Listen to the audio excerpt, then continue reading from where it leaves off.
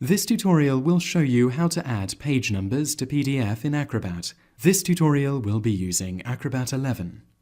Start Acrobat 11 and make sure you have the PDF you want to add page numbers to open.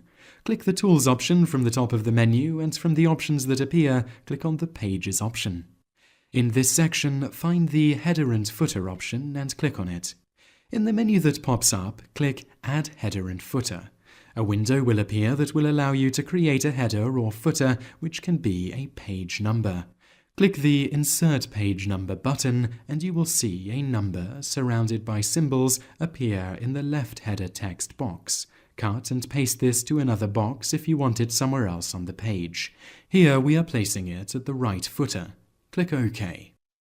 You will now see that on the pages of the PDF that page numbers have appeared, and that is how to add page numbers to PDF.